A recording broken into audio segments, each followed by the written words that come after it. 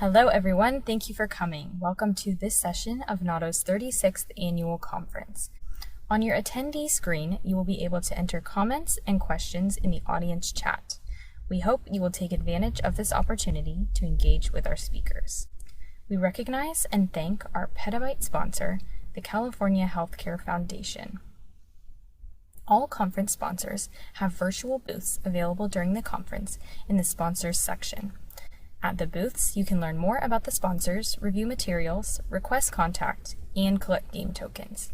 We hope all attendees will take a few minutes to visit each sponsor's booth. Now I will turn the stage over to Norm Thurston, NAUTO's Executive Director, who will start today's session.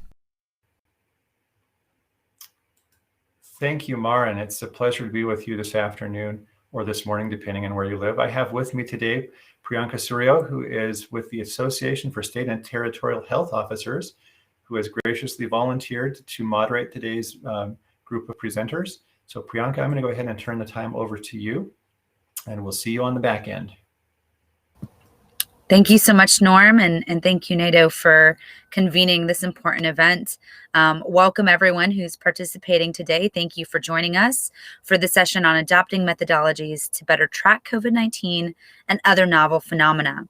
Today we have a phenomenal group of panelists today who you will hear from and who will present in pre-recorded videos. And I'd like to introduce those for you here. So we'll be hearing today from Bridget from Massachusetts Center for Health Information and Analysis, as well as her colleague Zhang.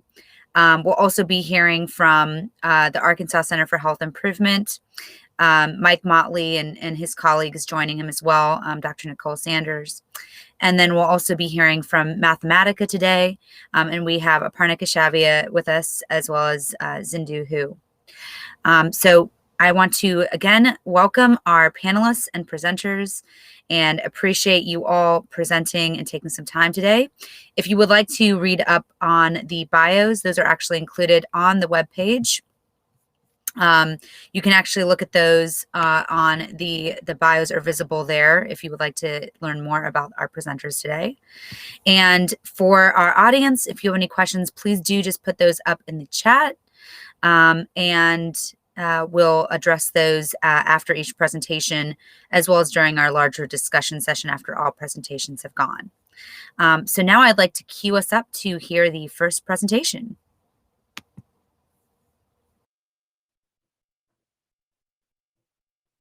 Hello, my name is Bridget. I'm an Associate Research Manager at the Massachusetts Center for Health Information and Analysis. And here with me today is Zhang, Deputy Executive Director for Research at CHIA. Today, we'll be discussing how we modified our existing methodology for analyzing statewide hospital readmissions to include COVID-19 discharges and how the pandemic impacted readmission trends across the state. Here's the agenda for today's talk. I will start with some background on CHIA's readmissions work. To monitor readmissions in the Commonwealth, CHIA adapted the Yale CMS hospital-wide all-cause unplanned 30-day readmission measure in 2014 and produced the first statewide report in 2015. Since then, we have produced 5 additional reports on readmission rates across the state and among hospitals. The study population and the data sources differ between the original Yale CMS readmissions measure and CHIA's adapted version. The original measure is used on the Medicare fee-for-service population and is based on Medicare claims and enrollment data, while CHIA's version is for an all-payer population that is 18 and up, and we use our hospital inpatient discharge data. A key feature of the analysis is running separate risk adjustment models for 5 clinical cohorts: medicine, neurology, cardiorespiratory, cardiovascular, and surgery. Discharges are split in this way to reflect how care for patients is organized within hospitals. This aggregation starts with individual discharges being grouped into what are called CCS categories based on their primary diagnoses. This stands for clinical classification software, and this scheme is developed by the Agency for Healthcare Research and Quality. From there, CCS categories are assigned to a clinical cohort based on categorizations provided by the Yale CMS team. In this example, a group of related ICD-10 codes are grouped into the pulmonary heart disease CCS category of 103, which is assigned to the cardiorespiratory cohort. Discharges not assigned to CCS category are dropped from the analysis. The latest version of CCS, version 2019.1, is only valid for ICD-10 codes initiated before October 2019, and therefore discharges with primary diagnoses using ICD-10 codes introduced since October 2019 are excluded. This would include those indicating COVID-19. We have 3 goals for this project. First, to include discharges with ICD-10 codes that were newly introduced as of October 2019. Second, to assign these discharges to one of 5 clinical cohorts. And third, to better understand the pandemic's effect on statewide readmission trends. Now I will describe the approach taken to keep COVID-19 discharges in our readmissions analysis. We first identified the new ICD-10 codes in the data and quantified the number of discharges associated with these codes. We then worked with an expert medical consultant to assign each of the new codes to one of 5 clinical cohorts. Lastly, the modified analysis was run on discharges from acute care hospitals between July 1, 2010 and June 30th, 2020, or state fiscal years 2011 through 2020. Now I will describe our findings. Our preliminary analysis included an additional 14,000 records with a new ICD-10 code that would have previously been excluded. About 82% of those discharges with a primary diagnosis of confirmed COVID-19. On the chart on the left, you can see how the volume of discharges decreased substantially from 536,000 to 493,000 in 2020, leading to a readmission rate that is 0.2 percentage points higher than in 2019, which is shown on the chart on the right-hand side of the slide. To illustrate this further, here's the same data, but by quarter. From quarter 3 of 2018 through quarter 4 of 2019, the volume of discharges and readmissions remained relatively stable. However, in quarters 1 and 2 of 2020, the volume of discharges decreases substantially. The number of readmissions also comes down, but not as drastically, and this results in a higher readmission rate during quarter 2 of 2020, which is shown on the chart on the right-hand side. These charts show the discharges, readmissions, and readmission rates broken out by COVID-19 and non-COVID-19 discharges. These numbers reflect data from quarter 2 of 2020, which includes April through June of 2020. As you can see, the volume of discharges and readmissions is lower among COVID-19 discharges. However, the readmission rate, which is shown on the right-hand side of the slide, shows that the rate is higher among non-COVID-19 discharges at 17.1% compared to the COVID-19 discharges at 11.9%. As I stated earlier, we sought to understand how the patient populations differed for COVID-19 and non-COVID-19 discharges. This table shows the percent of total discharges by patient age and broken out by COVID-19 status. The age distribution for non-COVID-19 discharges was very similar to that of quarter 2 of 2019 and likely represents a more typical distribution. From here, we can see how the COVID-19 distribution differs from what is typical. These age groups, highlighted in red, made up a larger share of COVID-19 cases than non-COVID-19 discharges. These include 35 to 64-year-olds and 85 plus. The greatest difference is seen in the 45 to 54 group, where this group made up 14% of COVID-19 discharges, but only 11% of non-COVID-19 discharges. This chart shows the percent of total readmissions by patient age and COVID-19 status. Circled in red are the age categories where the percent of total readmissions for COVID-19 exceeds those for non-COVID-19 readmissions. Older patients, those 65 plus, made up a disproportionate share of COVID-19 readmissions compared to non-COVID-19. Particularly those 85 plus, this group made up 22% of COVID readmissions and only 14% of non-COVID readmissions. And finally, these charts show the readmission rates by patient age and COVID-19 status. Among COVID-19 discharges, the highest readmission rates are seen for older patients, whereas for non-COVID-19 discharges, Higher readmission rates are experienced among most age groups. Finally, in each age category, the readmission rate for COVID-19 discharges is lower than the rate for the non-COVID-19 discharges, except for the group of 85 plus. Now moving on to payer type, this chart shows the percent of total discharges by primary expected payer broken out by COVID-19 status. Here you can see that COVID and non-COVID discharges made up a similar share of commercial discharges. However, for Medicaid, COVID-19 discharges made up a larger share of the total. And finally, for Medicare, non-COVID-19 discharges made up a higher share of the total. This chart shows the percent of total readmissions by payer type, again broken out by COVID-19 status. For readmissions, Medicare is the only payer type for which COVID-19 made up a larger share of the total compared to non-COVID-19 discharges. And finally, this chart shows the readmission rates by payer type and COVID-19 status. Among all discharges, the highest readmission rates are seen for Medicare. In each payer category, the readmission rate for COVID-19 discharges is lower than the rate for non-COVID-19 discharges. However, the COVID-19 readmission rate was much higher for Medicare than it was for Medicaid and commercial. To summarize our preliminary findings, we saw that during Q2 of 2020, the volume of discharges dropped substantially, resulting in a slight uptick in the 2020 annual readmission rate. Generally, the COVID-19 discharges have a lower readmission rate than the non-COVID-19 discharges, except in the case of 85 plus. Older patients, those 65 plus, made up a larger share of COVID-19 readmissions compared to the non-COVID-19 readmissions. Medicaid patients made up a greater share of COVID-19 discharges, while Medicare patients made up a greater share of COVID-19 readmissions.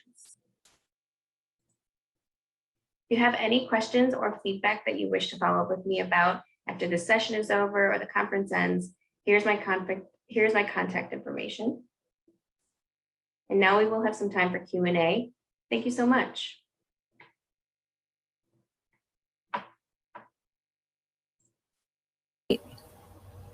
Thank you so much, Bridget, for that presentation. And again, I would say if there are any questions from the audience, please do ask those here. We'll give it a beat as folks are thinking about their questions. And as they are, I do have one just to get us started. You present a lot of great data on readmission, and you compare that by both non-COVID and COVID patients. And so I'm curious if you have any insight as to how that data was then used by the leadership within your organization. Yeah, so this data is really relevant for, our readmissions reporting.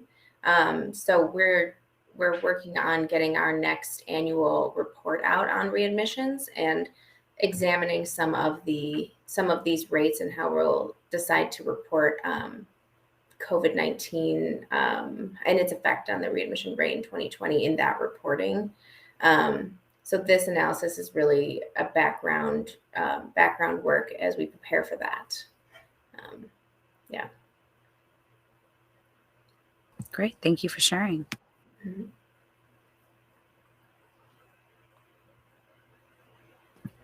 Any other questions at this time?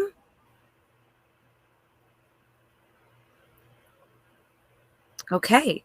In the interest of time and to keep things moving along, we're going to now hear from our second panelist here, and this is the Arkansas Center for Health Improvement. We have Mike Motley and Nichole Sanders, again, representing from that organization.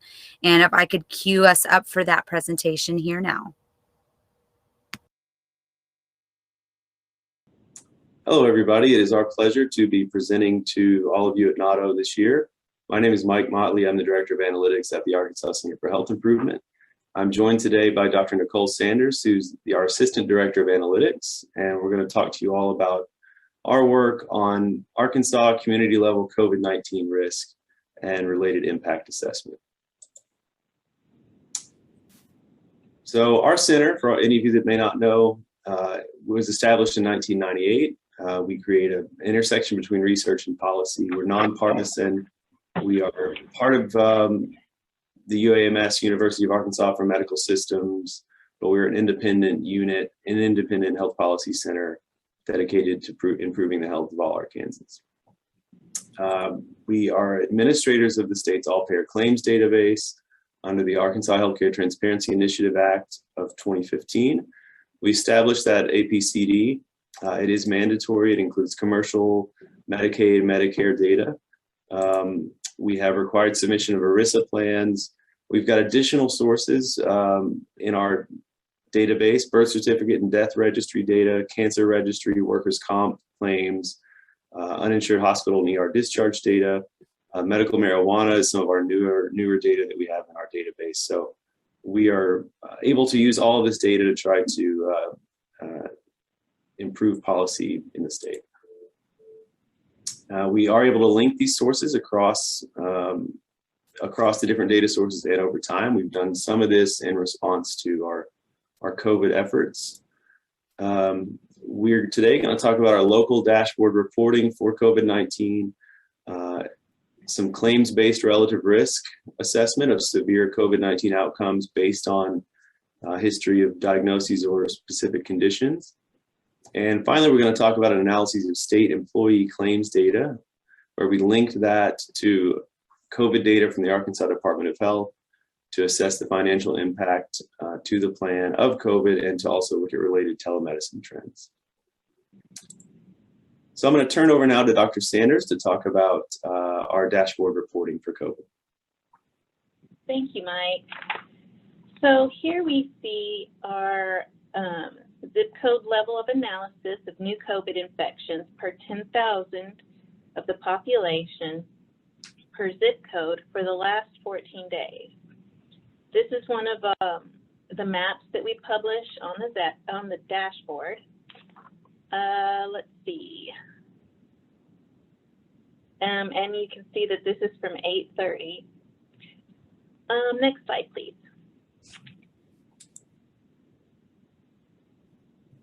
We also report new infections by school district geographic boundaries. So we geoplot each new infection and assign it to a school district of residence. Again, we also report these per 10,000 residents for the previous 14-day period.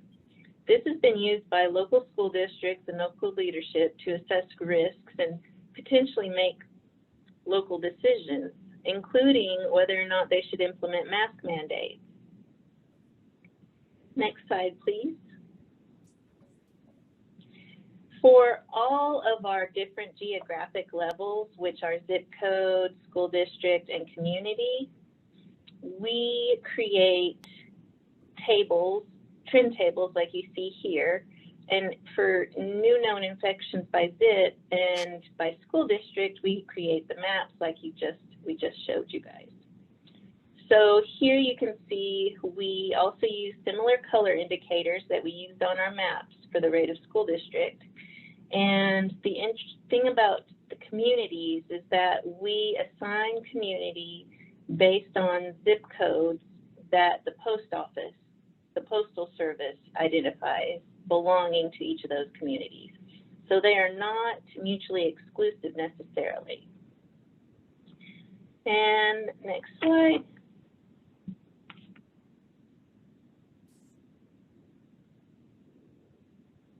Here we have the proportion of hospitalizations by age in Arkansas and by month. You can see that back in November, well, you can see now in August, we have surpassed the total number of hospitalizations per month compared to our peak in November. And you can see how this demographic is changing. Whereas in the last few months and first month of this year, we had the majority of patients being over the age of 65. However, you can see now that starting in as recently as June, the majority is becoming the age group of 0 to under 64. And let's go to the next slide.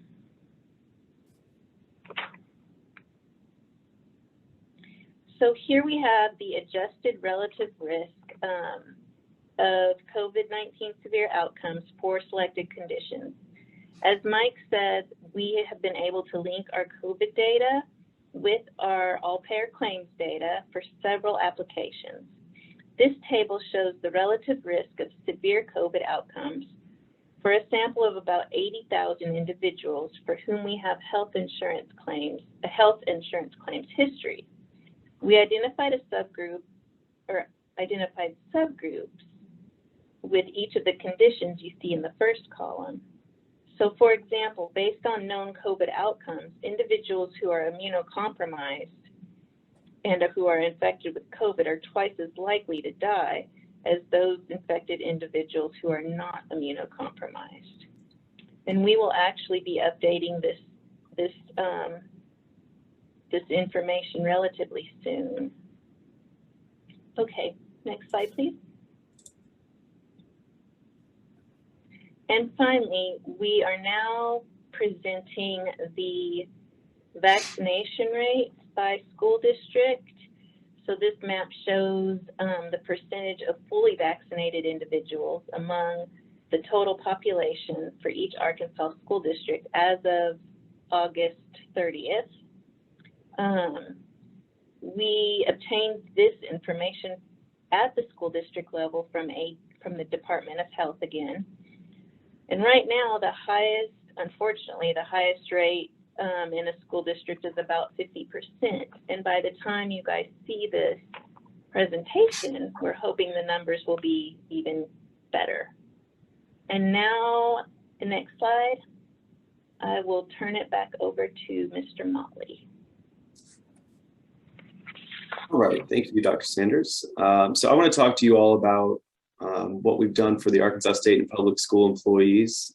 This is the largest self-insured plan in the state, about 150,000 covered lives, as we say. We're going to be talking about data from March of 2020 through April 2021. We do have a little bit of a lag due to claims, the nature of claims data in general. We looked at the estimated total number of members ever tested, about 112,000 at that time, fairly evenly split between the Arkansas State employees and the public school employees. We were able to link the data we get from the Department of Health with the enrollment data from the plan to look at total members with a positive test that had ever had a positive test at that time, about 27,000 out of the 150,000. We looked at total positive antigen tests plus total presumptive other cases. And there are some definitions for that from the Arkansas Department of Health based on physician reporting and other things like that. So we have a cumulative total across all the different test types.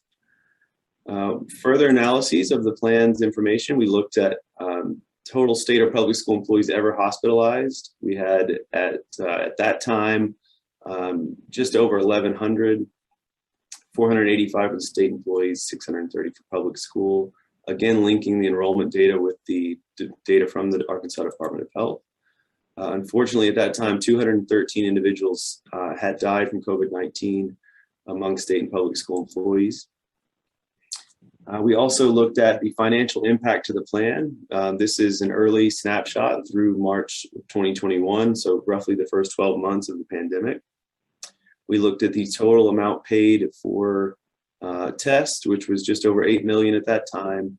Emergency department or outpatient visits on the same day as a test were just over 4 million. And finally, we did an estimate of hospitalizations, which we know there's an inherent lag there with hospitalization claims being filed, but we saw almost 16 million paid for hospitalizations, bringing the plan's expenses associated with COVID at least 28 million through the first 12 months of experience. We are updating these numbers and we've reported these to the plan. At the time of us reporting this first round of analyses, the plan was under some financial stress already. And so this helped to kind of demonstrate the impact of COVID in that regard. We looked at telemedicine utilization within the plan. As many of you know, there was an explosion of telemedicine services around April of 2020. You can see that trend here. We looked at monthly service utilization. We looked at diagnoses associated with telemedicine. Far and away, mental health conditions are the highest, followed by some chronic conditions and other things of that nature.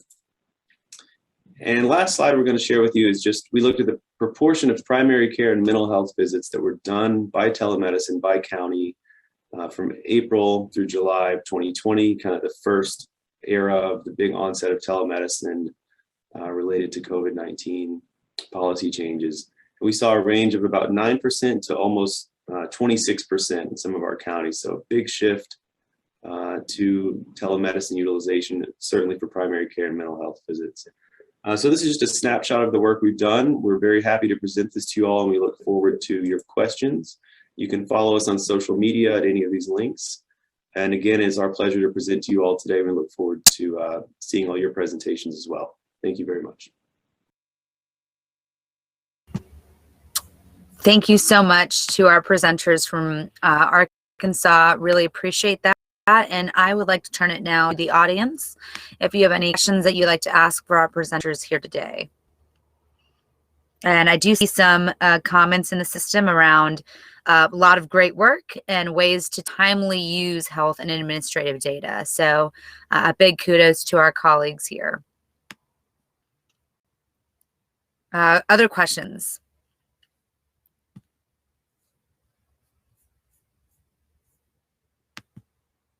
I have one for consideration again, just as we're listening, or just as we're waiting for other folks to pipe in with any questions that they have.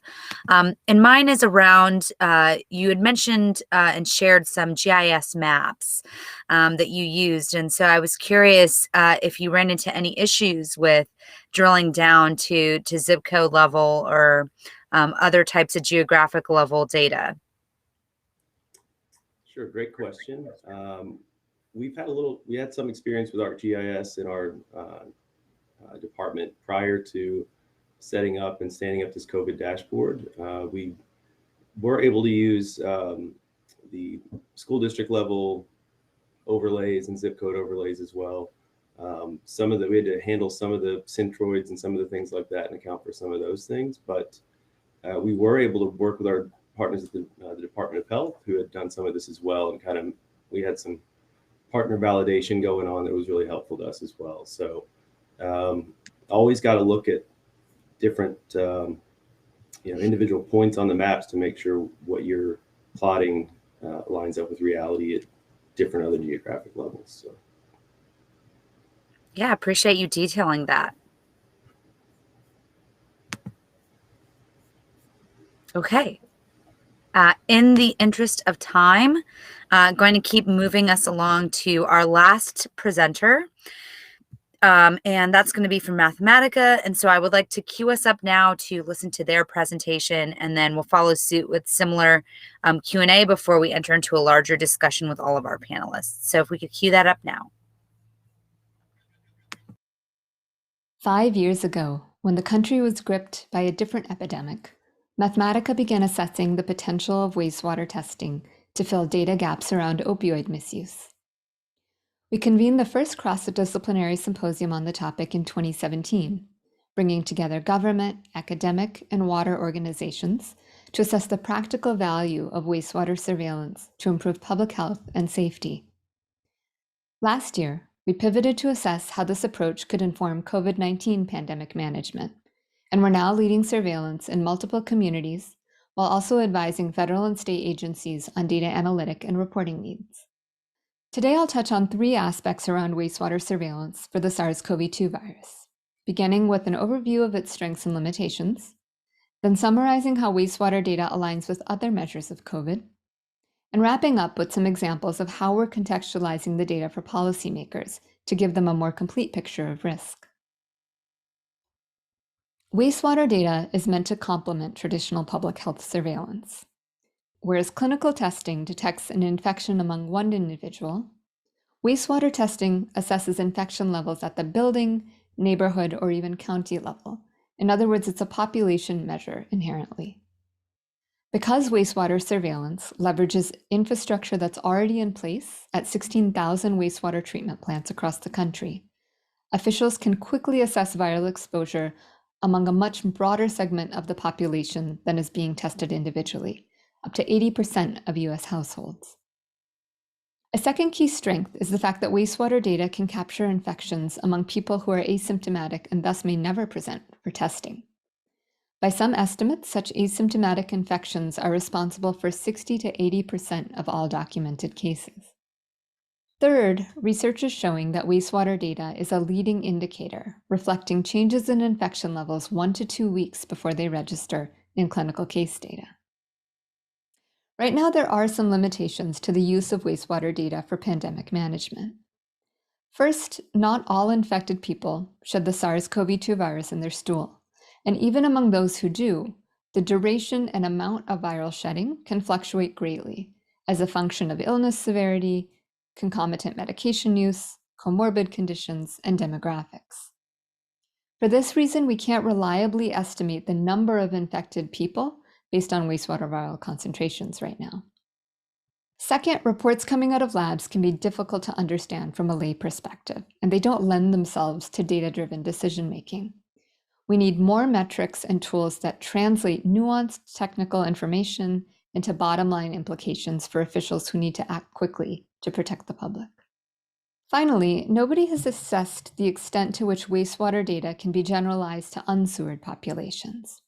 So if officials are making decisions for an entire county based on the wastewater, it's important for them to know how the demographics of sewered and unsewered populations differ and what that means with respect to COVID-19 risk and impact. Despite these limitations, wastewater has panned out as a valuable data source during this pandemic. Since last year, we've been leading wastewater surveillance in Jackson County, a rural mountainous community that's home to Western Carolina University, as part of a larger study to gauge regional risk of COVID transmission. On a weekly basis, we're monitoring trends in SARS-CoV-2 viral concentrations and looking at the best approach to standardizing and communicating the results to our public health and utility partners. Last month, we began reporting the data to the CDC's National Wastewater Surveillance System as part of their pilot with the North Carolina Department of Health and Human Services. The data we've collected so far shows strong trend alignment between the wastewater, confirmed case counts, and a proxy for cases. The top graph here shows trends in wastewater viral concentrations, followed by trends in daily new cases in the middle, and trends in a case proxy based on the COVID-CAST indicator developed by Carnegie Mellon University, using data from Facebook symptom surveys and doctor visits for COVID-like symptoms. Across all three data sources, we see a spike in COVID-19 emerging in the first month of surveillance, which was around the winter holidays, followed by a sustained decrease in the spring, and an uptick beginning in July, which is when we first detected the Delta variant in the wastewater. Comparing a moving average of daily case counts with wastewater viral concentrations over time, we found that the Spearman rank correlation coefficient was high at 0.81. Further, we saw that changes in the case counts lagged changes in the wastewater by about 4 days.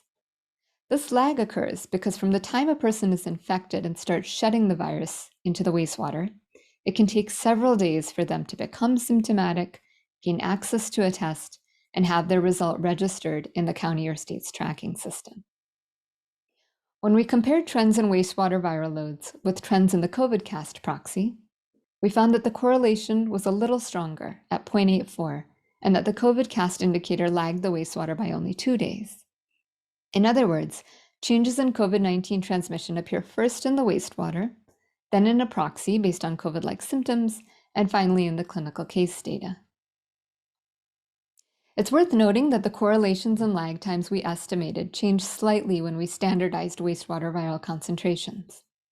Standardization can be helpful to account for day-to-day changes in wastewater flows and also in the number of people contributing to the sewer system, which can fluctuate heavily in a college town and also a community with a lot of tourism.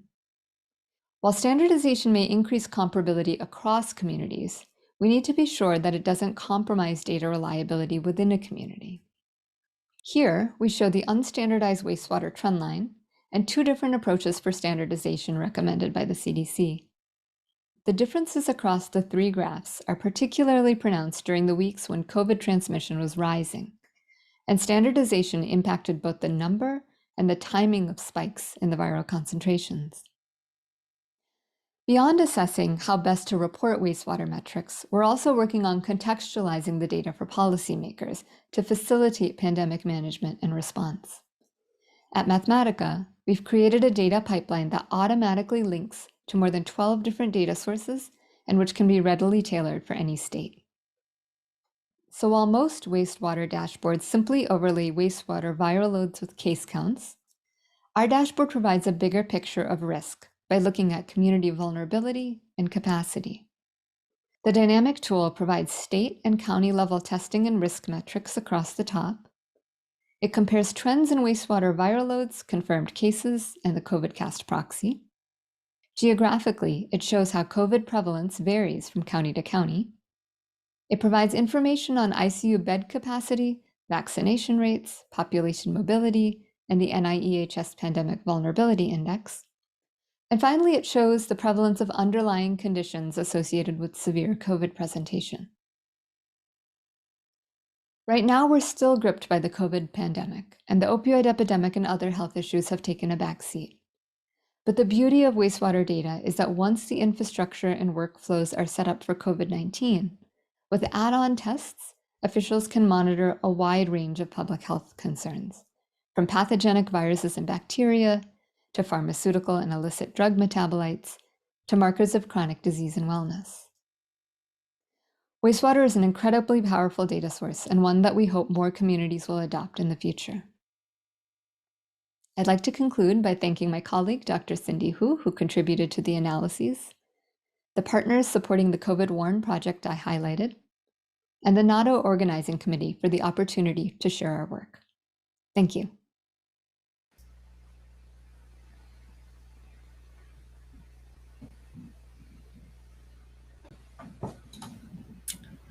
So I wanted to just take a minute to follow up on the idea of contextualizing the data for public health and public policy decision makers.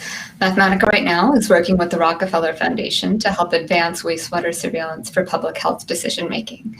And as a first step, we're actually launching a national survey of public health officials in the near future to learn more about what factors and data sources influence pandemic management decisions, the current landscape of wastewater surveillance across the country, and barriers and supports to using wastewater testing as a public health surveillance tool. And the feedback we receive from those on the ground will help illuminate priority areas for federal engagement, direct investments to overcome the barriers identified, and ultimately inform the development of generalizable risk metrics, frameworks, and an analytic tool that is designed to help public health officials translate wastewater data into public health action. So for any public health officials in the audience, please look out for a survey invitation in your inbox in the next month or so, and we hope that you will consider participating in this important work.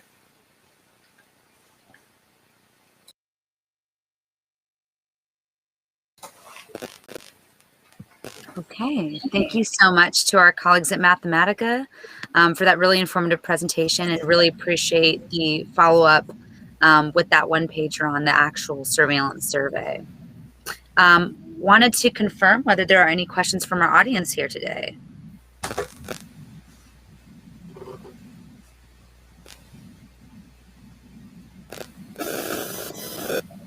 And there's a little bit of feedback, so if anyone who's not currently on can put themselves on mute. I do have one question here, and that question is around just the burden or the response rate from your public health officials on this survey, knowing that they were surveyed quite a bit during COVID-19 last year and even this year on various other aspects of the response and their efforts there. Just what your response rate was, limitations there. Yeah, so the survey is forthcoming. We're actually just designing the survey right now. What prompted us to develop this survey, we know public health officials are overburdened right now, but what we've heard from conversations around the country are that people don't know how to use wastewater data. They are struggling. You know, the data's been around now for 1.5 years, but it's still an ongoing challenge to figure out how to interpret those metrics.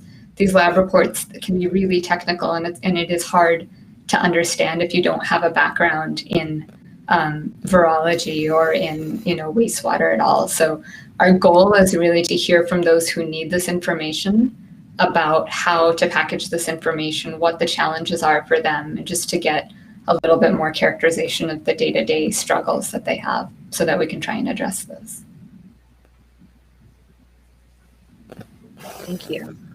Other questions of this last panelist before we go into the discussion?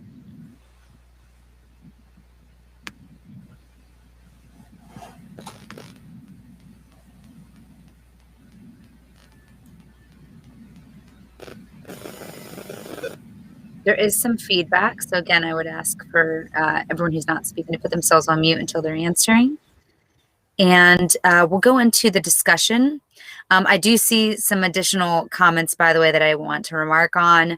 That being that this is fascinating work and appreciate the varied mix of applicable research endeavors, such relevant studies. So that actually might kick off my first question here. Yes, appreciate that being on the screen as well. But yeah, that might kick off my first question. So not all of this was necessarily research driven, though I do think that there are applications for research. And if I could have just each of our partners here comment on that to the extent that you're aware of it, or if you have existing partnerships with academic medical centers or academic institutions, that would be helpful. So if we could start first with our colleagues from Mathematica, and then Arkansas, and then Massachusetts. Yeah, the community partners that we have approached us for surveillance. So they had read about Mathematica's work around wastewater surveillance for opioids and thought, could this be useful for COVID? Interestingly, the person that approached us is actually in a neighboring county to where I live, but they had no idea that Mathematica's lead wastewater researcher is kind of in their in their neighborhood. So we were excited to really work closely with public health officials. We found a lab partner at University of Wisconsin. So this is an academic lab, Sandra McClellan and her colleagues who are collaborating with CDC. A challenge of wastewater surveillance is that it is incredibly collaborative. You really need expertise in a lot of different areas. So we started this not as a research project. It was really to help public health officials with kind of day-to-day understanding risk amongst a much broader set of the community than was being tested, especially in early days with test kit shortages. And now we're kind of doing historical analyses to try and look at trend alignment, do those correlations, approach it from more of a research perspective to see how can this generalize to the future. Thank you. Our colleagues from Arkansas. Yes, so on all of our work, we've been partnering with Arkansas Department of Health. We have been doing public-facing dashboard reporting, which was not initially research-oriented in an academic sense, but we have obviously built a large and growing COVID-specific database. Looking forward, we are planning to continue to work with our public health official partners at the health department, as well as the UAMS College of Public Health, on some specific sort of intervention-related things. We have school districts deciding whether or not to have mask requirements for differential amounts of time. And we're going to be looking at some of that going forward, COVID impact in those areas, as well as long haul COVID and some of that experience as well. We're working with the Department of Health on some of that. And as the experience continues on, unfortunately, we've had a big resurgence in Arkansas, but it's starting to taper off. I think hopefully that'll continue. We see a lot of downstream opportunities to partner with our local researchers on multiple topics.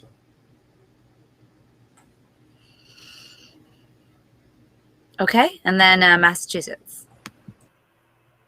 Yes, so we are really the researchers that are involved with updating this report and updating the statewide tracking of readmissions. But I think, what we've done to modify the methodology from CMS is definitely something that would be applicable to anyone else working with that methodology or really working with any analysis that uses the clinical classification software from ARC, which I think is a very commonly used classification system. And because of the fact that the CCS that is traditionally used in a lot of these analyses has not been updated since the end of 2019 and won't be updated. You either have two options. You could move to the CCSR, which is a new schema, which is very different and requires quite a bit of thought in incorporating that in an existing methodology. Or you could do something like what we did, where we looked at what has not been included in CCS since it has last been updated, and manually including those into the analysis. So I think something that we would, want to do is, track exactly what we did and publish that in one of our technical appendices, which we usually will include when we put out our annual report. And that's something that I think anyone working with CCS would recognize as potentially helpful if they were thinking about updating their analysis to include anything around COVID or anything that has happened since October of 2019. Thank you. All right. I have a couple of questions that have come up in the chat to me, and then also within the audience chat. So I'm going to go in order of when I've received them. And I'll keep monitoring the time. We have about 15 minutes. So we do have, I think, enough time to at least answer these. But as we continue with our questions, I may just direct them to one presenter if it's clear who they are directed to. I now have a question around: how confident are you now that you could provide immediate assistance to track or provide data on a new outbreak, given the fact that all of you had to pivot in some way, shape, or form to do that for COVID? And I'll start with Massachusetts this time. I would say, we're pretty confident. This was kind of an interesting way that we, even realized we needed to, adjust our methodology. Was that once we ran our usual analysis and looked at the data, we realized, where's the COVID cases? And so it was really let's walk backwards and figure out where they got dropped and why. And that process, from there, including those discharges and being able to analyze them separately as their own group, all of that is really built into our programs at this point. So it would be relatively straightforward to do the same thing if there was a separate ICD-10 code or a separate illness that was being reported in the system. Thanks for sharing. Arkansas. Yeah, I think we have learned quite a bit in the last 18 months, and we would feel much more confident tracking a new outbreak going forward. I think the data quality issues, we've worked through a lot of those. Having consistent data flowing from a centralized health department was a benefit to us. It wasn't always pretty. We did have to have lots of meetings and iterative discussions about using that data and linking the sources. But I think if that's there as kind of underpinning to what we do, we could replicate this quicker and more efficiently second time around if that does happen. So yeah, I think we're much more confident than before with regard to that. Great, thank you. And Mathematica. Yeah, I would say in this developmental stage of wastewater surveillance, it's still a challenge. There is, first of all, identifying what that new threat is and developing lab methods to reliably detect and quantify it. That's not kind of the work we do. So we work closely with labs that have that capacity. But besides that, I think we have learned a lot to figure out how do you integrate this data with existing data sources to provide kind of a more holistic picture of risk. How do you help officials know kind of how to separate signal from noise? These are the types of things that we're working on right now. So the whole reason is really to be better prepared for that next threat. So it's not kind of starting over from scratch with a new threat, but we already have kind of generalizable metrics to go. Great, thank you for that. Okay, the next question here is actually for our Mathematica colleagues again. And it has the wastewater data being used yet to track opioid or other substances outbreak pockets. Yeah, sure. Happy to answer that. So we actually started with wastewater surveillance for opioid and other controlled substance use. 5 years ago, Mathematica convened a panel that brought together a lot of researchers and policymakers in the field to discuss this topic. And then we pivoted to monitoring SARS-CoV-2 after the pandemic has started. We also had one study last year in Madison, Wisconsin, where we leverage this strong strength of wastewater that you can track more than one target in wastewater. So in the same sample, you can actually see both the opioid use as well as the SARS-CoV-2 transmission in the community. And we use that study to look at how the pandemic has affected behavioral health, because there is a lot of stress and uncertainty in the community, which could impact the behavioral health behaviors. We also in Montana, state of Montana, we did a study looking at wastewater surveillance for opioid, and we compared the wastewater data with other public health data sources, because the strength of wastewater is really not like in isolation. It doesn't exist on its own. It really starts to show insight when you compare wastewater data source with the more traditional public health indicators and see where the gaps are.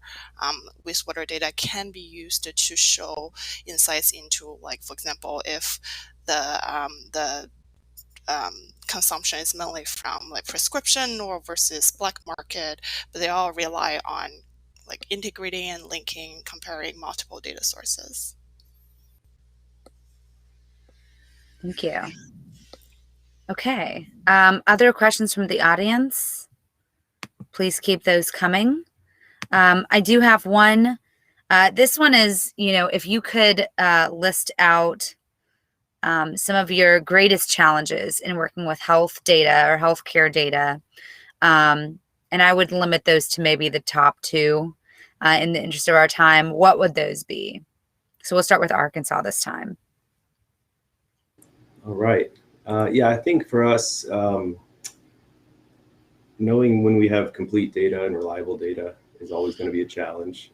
We are always trying to validate against several external sources to the extent they're available, or historical work that we've done on the same topics. I think that's, with COVID, we were sort of building the plane as we were flying it. So the data was new data sources that we had to go through some of those processes while we were working with the data.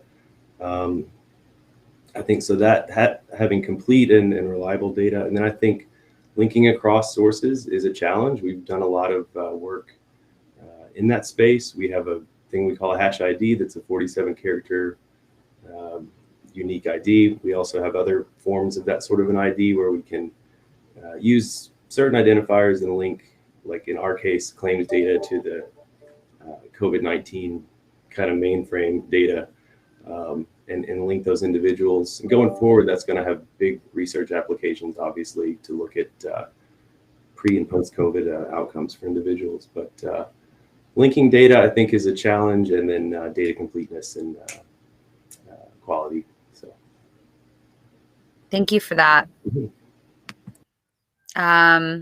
Mathematica, if you might speak to some of the greatest challenges that you face in working with health or healthcare administrative data.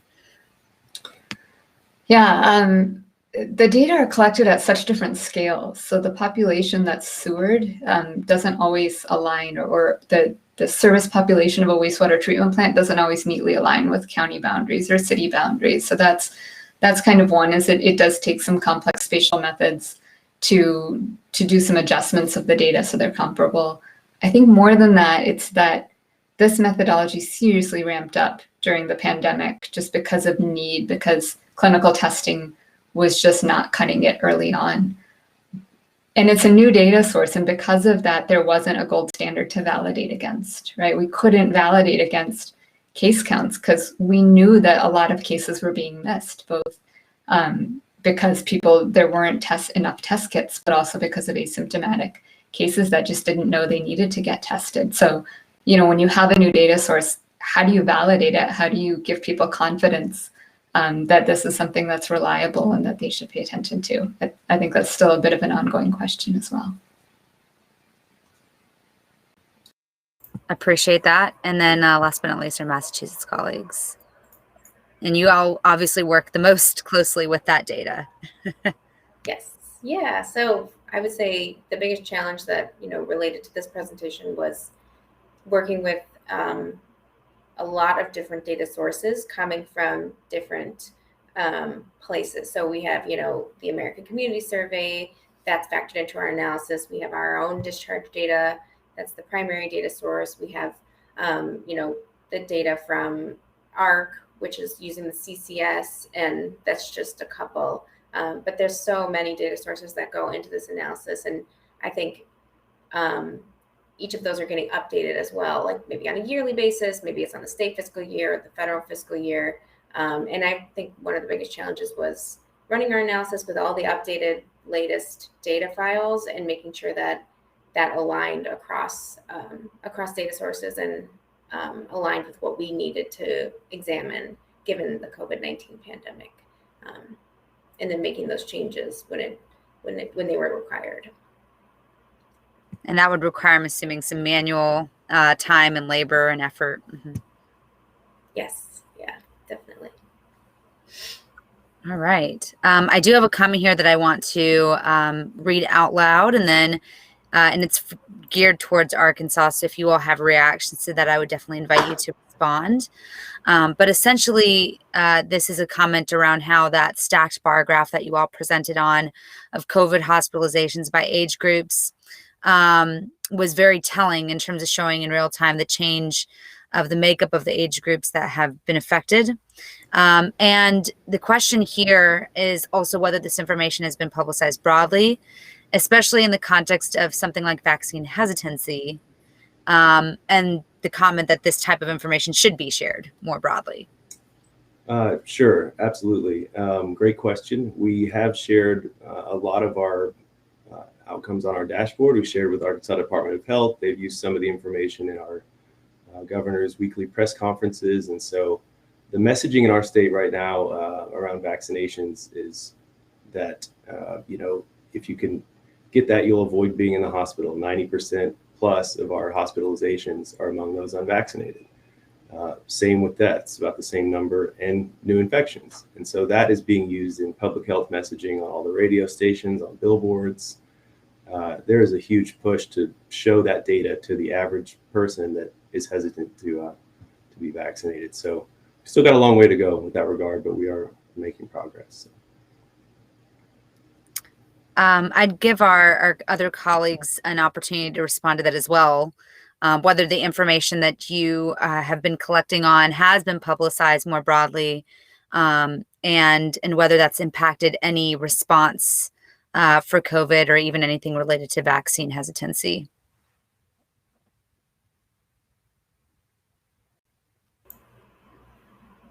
I can go first and just mention that this is something that we will be reporting, but it hasn't yet gone out, at least within the context of readmissions. One of the things, during 2020 that we picked up on was that, readmissions, it was not the main concern of many hospitals at the time. They were obviously overloaded with COVID-19. And so this is something that will be interesting, I think, for them to look back and see how the readmission rate has either changed given the COVID-19 pandemic, and which demographics of patients have experienced differential rates across time. So this is something that we will be putting in our annual report that we are planning to get out end of this year, early next year. Great, thank you. I think we're about at time. I'd just like to give our presenters, I would say, less than 10 seconds to wrap up with your takeaway for the audience today, and I really appreciate your time. So 10-second takeaway for the audience today who've come to listen to you. Let's start with Massachusetts. Oh, thank you. Yeah, just the importance of modifying what you already have and to capture novel things like COVID and being more prepared for the next time. Mathematica. Say that data reliability and timeliness is not enough, that the data really need to be well communicated and easily understood to be useful for public health officials. Poignantly said. And then Arkansas. For us, it is don't give up, keep going, work with your local partners in ways that maybe you hadn't thought to before, and think about ways to continue to collaborate with other entities in your state. Thank you. I appreciate all of you today, and thank you to our presenters again. Thank you to NATO, and thank you to our participants. And Norm, I will turn it back to you for wrapping us up. Thank you, Irvin. Especially thank you to Priyanka, who is visiting us from the Association for State and Territorial Health Officers, all our participants, all our panelists, and all of our audience. We'll see you in 20 minutes. During the break, make sure to visit our sponsors. Thank you. Bye-bye.